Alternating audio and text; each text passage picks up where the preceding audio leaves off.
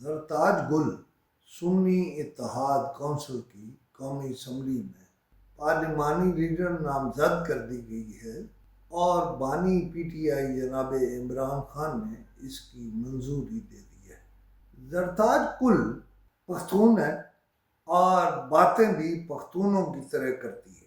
مثلا ایک زمانے میں زرتاج گل اور بشیر چیمہ کی یعنی طارق بشیر چیمہ کے درمیان تلخ کلامی ہوئی اور طارق بشیر چیمہ جب زرتاج گل کی سیٹ کے پاس پہنچے، وہ باہر نکل رہے تھے پارلیمنٹ ہاؤس سے، تو میڈیا کی کنزمپشن کے لیے زرتاج گل نے بہت ساری گفتگو کی، بہت سی باتیں کہیں، ان کا گراف تھوڑا بڑھ گیا۔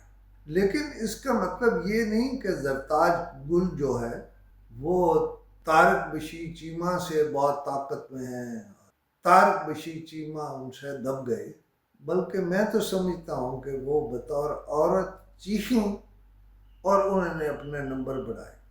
اب معاملہ تھا پی ٹی آئی کی پارلیمانی لیڈر ہوں اور ان کے مقابلے میں نام تھے جناب صاحبزادہ محمود سلطان۔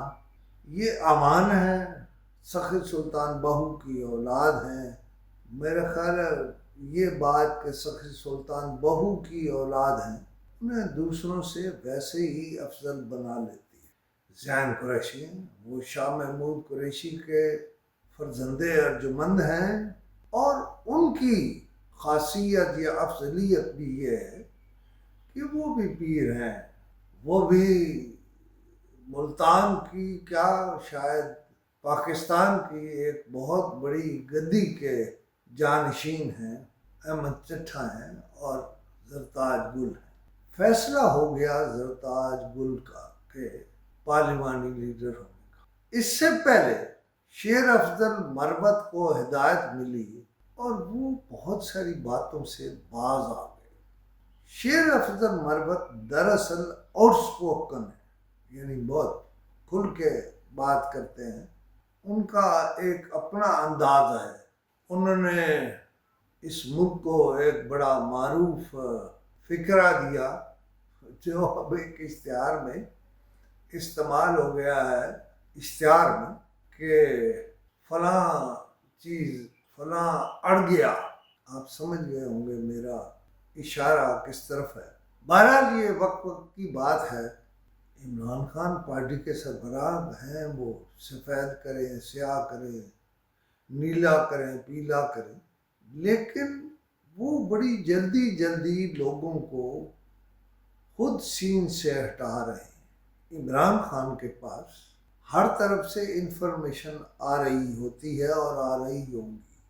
بہت سارے اپنے لوگوں کے بارے میں انہیں شک ہے کہ وہ ان کے اپنے نہیں ہیں، وہ کسی اور کے ہیں۔ اس لیے بالآخر زرتاج گل کی باری آ گئی۔ اللہ کرے یہ معاملہ یہاں رک جائے، لیکن مجھے یقین ہے کہ یہ نہیں رکے گا، اور اسد کیسر جیسا بندہ اگر کسی کھاتے میں نہیں ڈال رہے آپ، تو پھر آپ کسے اس کھاتے میں ڈال رہے ہیں؟ زرتاج گل کا جو پہلا بیان اس کے بعد آیا ہے، وہ کہتی ہے سیاسی فرنٹ پر بانی پی ٹی آئی کا مقابلہ حکومت نہیں کر سکتی۔ یہ کوئی کہنے والی بات نہیں۔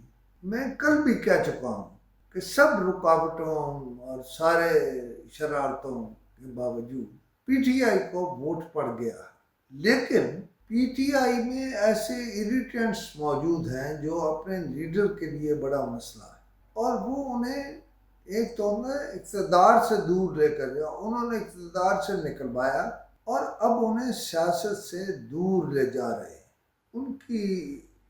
ان کے بعض فیصلے حالات کے مطابق نہیں ہیں، میری نظر میں، کسی اور کی نظر میں بالکل ٹھیک ہو۔